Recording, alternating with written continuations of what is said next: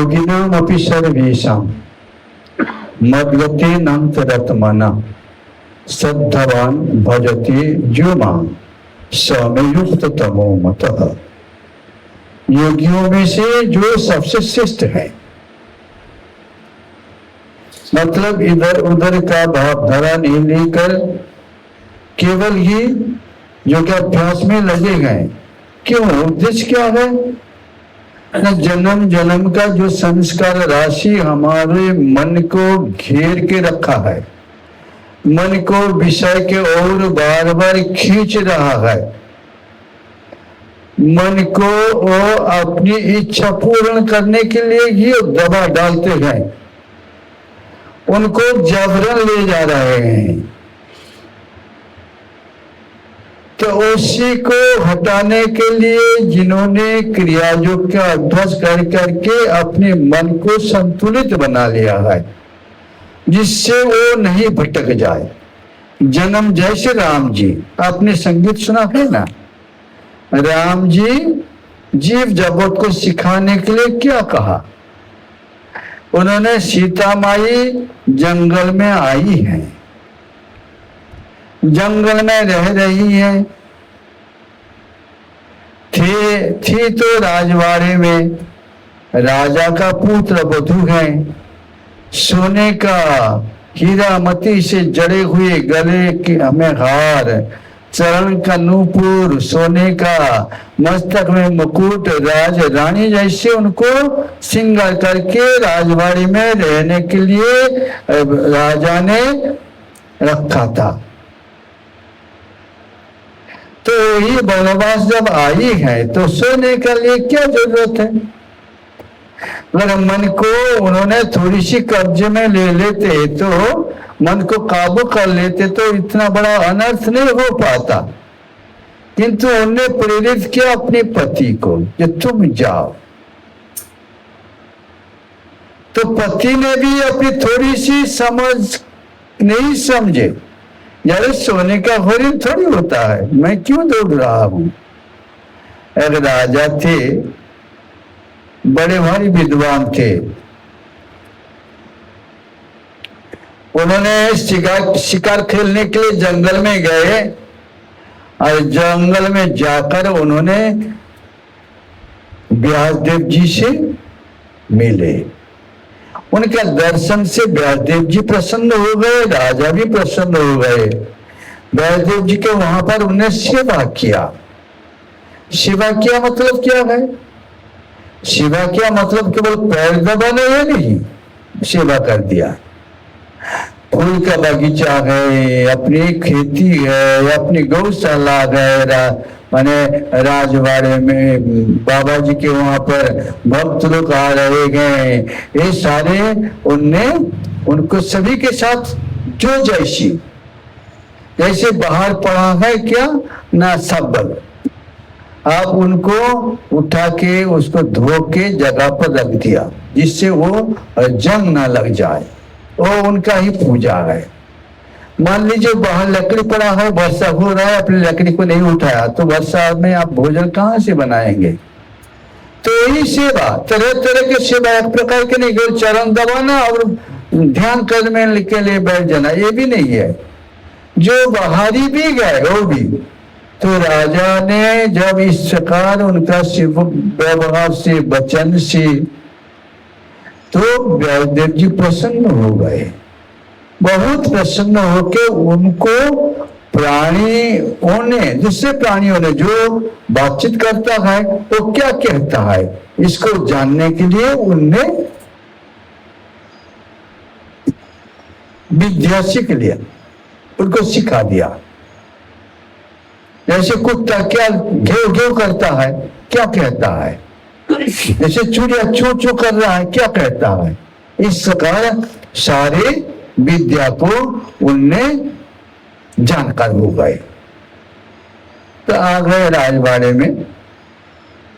तो आते ही राजा और रानी मां दोनों बैठ के भोजन कर रही थी। आसपास में थाली लगे हुए थे, सोने का थाली है, कितने प्रकार के पकवान बना के राजा का सेवा हो रहा है। तो उनमें से एक चींटी का झुंड वहां पर आ पहुंचा, और झुंड जब आ पहुंचा, भोजन करते समय थाली के आसपास झूठा गिर जाता है, भात चावल फिर सब्जी गिर जाता है। तो उसी में से मैंने रानी का थालियों से एक भात का कण उठा लिया। कौन? चिट्टी। चिट्टी और चिकनी दोनों, चिट्टी उठा लिया तो, और नीचे उतरा वही कण लेके, झूठा कण लेके नीचे उतरा, और धीरे धीरे धीरे धीरे कदम बढ़ाते बढ़ाते राजा का थाली में चढ़ा, और भात की तरफ वो जा रहा था, जहां पर भात रखा हुआ था उसकी तरफ जा रहा था। तो उतने में चिट्टी कहती है, अरे तुम बड़ी मूर्ख हो, रानी का झूठा लेके तुम जा रहे हो और राजा को रानी का झूठा खिलाओगे क्या? तो राजा समझ गए, समझ के राजा हंसे, क्यों ना उनको तो ही विद्या मालूम थी। ये चिट्ठियों ने क्या बात कहता है, उन्हें समझ के हंस रहे थे। जब हंस रहे थे राजा ने, तो रानी ने आड़े में आ गए, कहते तुम क्यों हंस रहे हो? सोचा, रानी ने क्या सोचा, जरूर मेरा कुछ गलती है, इसके कारण राजा हंस रहे गए, और उसको जानने के लिए आड़े में आ गए। कहते हैं तुम बताओ क्या? और जब विद्या सीखा था, व्यासदेव जी ने बता दिया, तुम इस विद्या को किसी को बताओगे तो तुम्हारा मस्तक फूट जाएगा, मर जाओगे, किसी को बताना नहीं। और राजा नहीं कर रहा था, नहीं कहूं कह रहे थे, क्यों ना कहने से मैं मर जाऊंगा, इसके डरते थे मैं मर जाऊंगा बस। अब रानी जब आड़े में आ गए, मुझे एक सुनना ही है, तब उनने जब नहीं सुनाया राजा ने, वो गुस्से में आके राजा के घर में गुस्से खाना था, गुस्सा का घर, वहीं पर जाके सो गई। वहीं पर वही सोता है जो गुस्से में आता है, तो रानी गुस्से में आके वही घर में सो गई। खाना नहीं, पीना नहीं, बातचीत नहीं, स्नान नहीं, ध्यान नहीं, कुछ नहीं। तो राजा ने गए रानी को मनाने के लिए, जैसे राधा जी को मनाने के लिए कन्हैया ने राधा जी के चरणों के पास बैठ के उन्हें मना रहे थे, अरे मान जा रहे राधा, मान जा रहे राधा, माने नहीं, वैसे ही वो माने नहीं। तो कहते हैं ठीक है मैं तुमको बता दूंगा, लेकिन यहाँ पर बता नहीं सकता हूं, मैं काशी जाऊंगा और वहीं पर बताऊंगा। अच्छा काशी जाओगे ना? हाँ तुम भी चलो, वहीं बताऊंगा ना। बताने के साथ ही उनका मृत्यु हो जाएगा। काशी में मरूं, घर में मरने तो क्या होगा, घर में मैं मरूंगा तो मुझे सर्प बनना पड़ेगा, नहीं तो भूत बनना पड़ेगा, नहीं तो चिड़िया बनना पड़ेगा, नहीं तो झाड़ बनना पड़ेगा घर में मरने से। तो काशी में मरूंगा तो मेरे कल्याण होगा, उद्धार हो जाऊंगा। तो कदम बढ़ा दिया। जब राजा जा रहे थे काशी मरने के लिए, उनके परिवार वाले जो थे, पिताजी अरे कहाँ जा रहे ना, काशी मरने के। अरे काशी मर, पिताजी उनकी परिवार वाले सब बोले मैं भी जाऊं, तुम्हारा मृत्यु होगा मैं देखूंगा। मेरा मृत्यु देखने के तुम लोग जाओगे ना? हाँ जाऊंगा। सारे झुंड निकल पड़े। राजा रथ में जा रहे थे, रानी भी जा रही थी। रानी को तो वही बात चिंता है, भले ही राजा मर जाए कोई चिंता नहीं है, लेकिन मुझे वही सुनना है। जगह चलते चलते एक जगह में दोपहर के समय पड़ाव डाला। दोपहर का भोजन होगा, सब भोजन बना रहे थे। वहां पर पुराने समय का कुआं था, बड़ा भारी कुआं, उसके ऊपर पानी उठाने के लिए लकड़ी पड़ा हुआ था। और कुआं में जंगल में कौन आएगा, ज्यादा लोग नहीं आता है, तो उसके ऊपर मिट्टी था और उसके ऊपर दूब का घास बहुत हुआ था। और वो लकड़ी बहुत पुराना हो गया था, उसके ऊपर कोई नहीं चढ़ता था। तो कुआं के पास उन लोगों ने बैठे थे, राजा रानी पानी उठा उठा के अपनी इस्तेमाल कर रहे थे, काम में ले रहे थे। वैसे उतने में क्या हुआ है, तक बकरा और बकरी आया। बकरी सगरवा थी। जो हमारे माई लोगों ने सगरवा होती है, उन्हें तरह तरह के पकवान खाने का, फल खाने का, पीठा खाने का इच्छा होती है। तो बकरी के मन में इच्छा हो रही थी, ये सुनो, वो जो भीतर जो दूध की घास है ना, थोड़ा सा ला दो ना। अपनी पति को कह रहे थे, थोड़ा सा घास ला दो ना, मैं खाऊं, मैं गर्भवती हूं, मेरे मन में बहुत इच्छा है, उसको ला दो। तो बकरा ने देखा, बकरा का बड़ा वाली मूंछ था, वो भी बुद्धिमान था। कहते हैं अरे ये जो लकड़ी है ना, मैं तो वजनदार हूं। वो सोच रहा, मन ही मन सोच रहा था। वो पहले तो चढ़ना नहीं चाहता था, राजा अभी बैठा हुआ था और इन दोनों में बातचीत हो रहा था, सुन रहा था राजा ने। तो कहते मैं इसके ऊपर चढ़ूं तो गिर जाऊंगा, मर जाऊंगा, तुम्हें अच्छा लगेगा? नहीं, तुम ला दो ना, नहीं गिरेगा, नहीं टूटेगा, तुम ला दो ना। बार बार उनसे विनय से बोल रहा था। बस तो बकरा आड़े में आ गए। कहते मैं पागल थोड़ी हूं, ये राजा जैसी मैं थोड़ी हूं। राजा मरने के लिए अपनी पत्नी के बातों में आके देखो ना क्या कर रहा है, जा रहा है काशी मरने के लिए, पत्नी के बात में आया है ना। मैं राजा नहीं हूं, मैं जा रहा हूं घर, तुम्हें रहना तो जंगल में रहो। वो तो मैं करते करते घर चला गया, और बकरी ने उनके पीछे पीछे मैं करते करते घर चला गया। और राजा भी उसी बात को सुनते ही उन्होंने अपनी घर के तरफ कदम बढ़ा दिया। बोले कहाँ जा रहे हो? मैं घर जा रहा हूँ। बोले तुम काशी जाओगे? तो तुमको बताने के लिए। बोले तुम जाओ काशी, मैं नहीं जाता, मैं मरने के लिए थोड़ी आया, मैं घर जा रहा हूँ, मेरे राजबाड़ी है, मेरे प्रजा है, सब कुछ है, तुम तो जाओ। तो रानी ने देखा तो बोलने वाले नहीं है, घर मुड़ दिया तो घर चला गया। तो इसी प्रकार यहाँ पर भी आप गीता जी में कहते हैं, सुनिए, मन मना योगिनाम अपि सर्वेषां मद्गते नंतरात्मना। योगी लोग अपने जीवन को वही अंतर में जो परमात्मा रहते हैं आत्मा रूप में, उसी की तरफ मन को लगा दिया। अब राजा ने घर की तरफ मन मोड़ दिया और घर आ गए।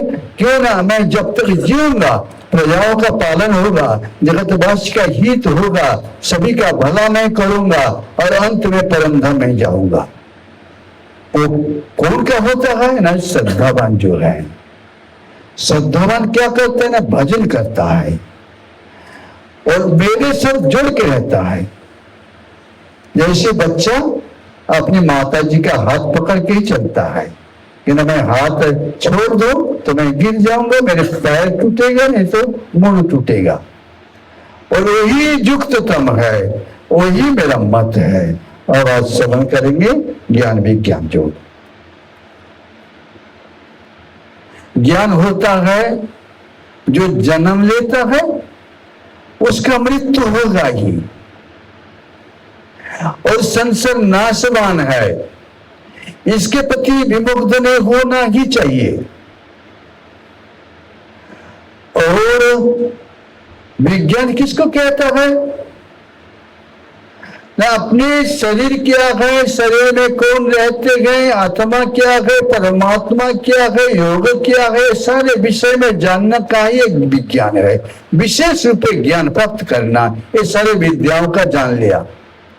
जैसे किसी को कहा गया जाओ तो भाई ये की बाड़ी बंद कर दो, तो उन्होंने जाके की बाड़ी को बंद कर दिया। बोले तुमने ताला नहीं डाला? बोले नहीं, ताला नहीं डाला। न जाओ ताला डालो। जाके ताला डाल दिया और लौट के आया, अरे भीतर लाइट बंद नहीं किया? बोले नहीं बंद किया। जाओ ताला खोलो, लाइट डाल बंद करो। बोले पंखा बंद किया? बोले नहीं, पंखा बंद किया। जाओ बंद करो। तो अलमारी ना, वो तो खुला है ना, जाओ बंद करो। फिर बार बार जाता है, जो कहता है वही करके आता है, जो कहता है वही करके आता है। और उन्होंने कहा अरे तो बड़ी मूर्ख है। तो दूसरों को वो नहीं था, दूसरे व्यक्ति, जाओ इस कमरा का बंद करके आओ। उनने गया, जाके जो बिखरे हुए सामान था उसको समेटा, जो अलमारी खुला हुआ था उसको लगा दिया, कहा नहीं ताला डाल के आओ, इसलिए इतने ही कहा। वो अलमारी को समेटा, फिर जहां जहां तखत था उसको जो सामान संभाल के और ताला डाल के आया, ताला दे दिया। तुमने क्या किया ना, सामान भीतर तो बिखरा हुआ पड़ा होता, जाके झाड़ू लगाया, सामान को समेटा, अलमारी को लगाया, फैन को बंद किया, लाइट बंद किया, ताला बंद किया। तो दो प्रकार के व्यक्ति है। एक तो जो मूर्ख है ना, जो ही जैसे रोबोट कहते हैं विदेश में इतने लोग बिजी है, उनको दांतन करना पड़ता है, दांतन का मशीन है, बाहर कोई काम कर रहा है, दांतन लगा दिया, वो दांतन कर रहा है मशीन से। तो मशीन खराब हो गया और मुंह में लगाते ही वो उसको खोच के सारा मुंह को खराब कर दिया, खराब कर दिया, क्यों तो खराब हो गया है। तो इसी प्रकार जो उसका करना है तो करता रहेगा, उसका जो बुद्धि दे के करना है तो रोबोट है, जो कहेंगे मन में है वही करेगा। जैसे आपके चिप में है, चिप में दूसरा कुछ नहीं है, जो भर दिया वही है। कितनी ऐसी रोबोट है, इसमें वो भी है, इससे वो ज्यादा भी है। तो इसको अब संभालो, जिससे हमारा काम बन जाएगा। तो ये वही बात है, ज्ञान और विज्ञान विशेष रूप से जानना। क्या ना, जो जन्म लिया है उसको मरना पड़ेगा, और जो मर जाएगा उसके पहले तो मृत्यु को जीतना, मृत्युंजय बनना है ना। कब कौन मरेगा कोई ठिकाना थोड़ी है। जैसे परीक्षित राजा, मृत्यु होगा, इस प्रकार जब उनको ज्ञान हो गया तो उनने जाके बैठ गए, 7 दिन सोना, उन्हें उद्धार हो गए। तो ज्ञान और विज्ञान।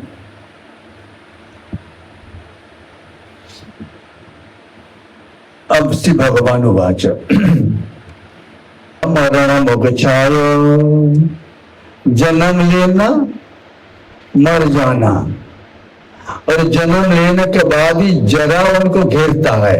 देखा ना, किसी किसी का ऐसी किस्मत है, वो आया था ना 2-3 रोज पहले, इतनी 5 साल का बच्चा है, बच्ची, उनके पेट इतना बीमार है, यहाँ पर डॉक्टर नहीं है, दिल्ली में जाके ट्रीटमेंट हो रहा है। एक है जरा, माने बचपना में व्याधि उनको ऐसी घेर लिया गए जिससे छुटकारा पाना मुश्किल है। माता पिता ने तो भीतर भीतर सोच लिया कि ऐसी बच्चा को बचाना मुश्किल है, इसलिए देवता के मंदिर में तरह तरह के मानसिक कर रहा है। और उसी से जो बचना चाहता है वो कैसी बचेगा। कहते हैं देखो, माम आश्रित, मेरे आश्रित होके जो मेरा जजन करता है, भजन करता है, सब कुछ छोड़ देता है। जब मृत्यु जिसका नजदीक, बिल्कुल नजदीक आके पहुंचा, मरण, तो मरण जिनकी नजदीक में गए उसको कहते हैं, 2 फांसी का सजा मिला दोनों को। दोनों मित्र थे और चोरी करने के लिए गए थे, लेकिन पकड़ा गए और उनने उसी घर में चोरी करते समय अगर व्यक्ति को मार डाला। तो इसलिए इनका प्राण दंड का माने फांसी का सजा मिला। तो दिन निर्णय हो गया, इतनी समय में उनका मृत्यु हो गया, ये भी उनके बता दिया गया। तो कहते हैं अब आपका शेष इच्छा क्या है बताओ, उसको पूर्ण करेंगे और इतने समय में तुम्हारा फांसी हो जाएगा, बताओ। तो वो सुनते ही पहले बार ने कहा मुझे अपने परिवार वालों से मिलना है और वे लोग हमारे लिए अच्छे अच्छे पकवान ले आए, मैं खाऊं अंतिम समय, और दूसरा कुछ नहीं, मेरे को नाती को भी ले आए, मैं ऐसे देखा दर्शन कर, ये उनने कहा। आपका क्या इच्छा है? मैं तो संगीतकार हूं और मुझे शेष इच्छा है मैं संगीत सुनाऊं सभी को, लेकिन इतने बजे तुम्हारा फांसी का सजा है। ठीक है, कोई बात नहीं। और मेरे संगीत तो मैं गाऊंगा, लेकिन मेरे जो बजादार हैं, बजाने वाले, सबको बुलाया जाए, ये मेरा शेष इच्छा है, मैं संगीत सुना के जाऊंगा। तो बुलाया गया, सब लोग जल्दी आ गए, संगीत का माहौल माने बैठ गए सभी लोगों को सुनने के लिए। और इतने मधुर स्वर से वो संगीत गा रहे थे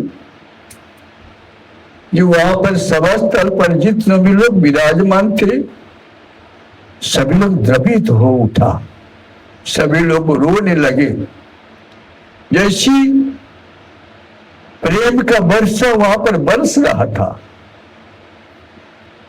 तो इतनी संगीत मधुर स्वर से कीर्तन कर रहे थे, समय व्यतीत हो गया, समय दूना हो गया, तो संगीत भी बंद नहीं हो रहा है, ये लोग भी नहीं उठ रहे हैं।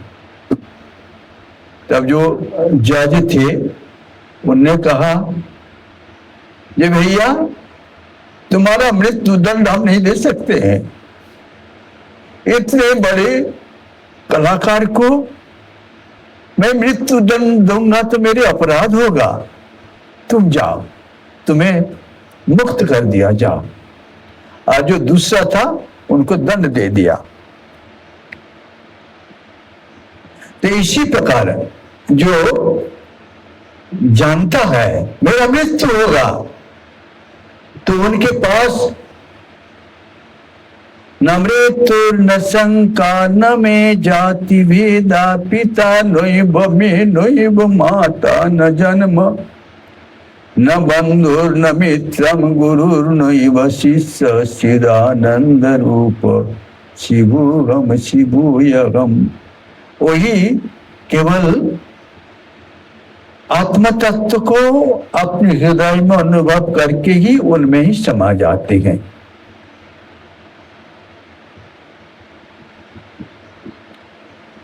जरा मरण मुख छाय माम आश्रित जतन्ति जे, ते ब्रह्म तद विदुः कृष्ण। वही ब्रह्म तत्व को जानते हैं, और आध्यात्मिक तत्व तो वही है जो सारे विश्व अखिल में समरूप में स्थितिशील है, उसी को जानते हैं। और यह कहते हैं आखिरी श्लोक, साधि भूताधिदोइमं साधि जगजं चजे विदु। मतलब क्या है आपने पढ़ा होगा, अग्नि भी मैं हूं, मंत्र भी मैं हूं, जाजक भी मैं हूं, जजमान भी मैं हूं, तो स्वाहा भी मैं हूं, सब कुछ मैं ही हूं। जो दिखता है, कौन दिखता है? जिन्होंने आध्यात्मिक तत्व को ठोस कर दिया। जैसे ये लोहा ठोस है और ये लोहा है, ये कोला है, तो कितना अंतर है, ये तोड़ नहीं सकते, लेकिन ये मोक्ष दे सकते हैं। इसी प्रकार लाहिड़ी बाबा जी छत के ऊपर बैठे थे और वहां सत्संग हो रहा था, उनकी लड़की का मृत्यु हो गई। तो सभी लोगों ने उठ बैठे, ये बाबा जी सत्संग बंद कर दीजिए, आपका लड़की गुजर गई ना, हाँ जाओ। तो सभी लोग लौट के आए, कहते हैं बाबा जी आपके कोई वेदना नहीं होता है लड़की का मृत्यु से? अरे आप लोगों का मन जो है ना वो कीचड़ है, तो कीचड़ में कोई पत्थर मारोगे तो उसमें दब जाएगा, उसमें घुस जाएगा, और पत्थर में आरोगे तो पत्थर टूट जाएगा, चूर चूर हो जाएगा। इसी प्रकार क्रिया योग का अभ्यास करते करते साधक जब अपना स्वरूप को जान लेता है तो उनके पास ना गुरु है, ना चेला है, ना माता है, ना पिता है, ना पत्नी है, ना जमीन है, ना संपत्ति है, कुछ नहीं है। जो कुछ भी दिखे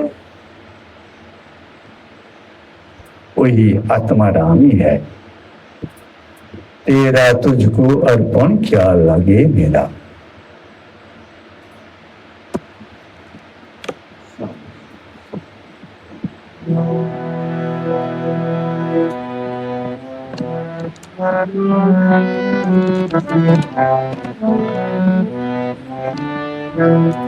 ओम नमो भगवते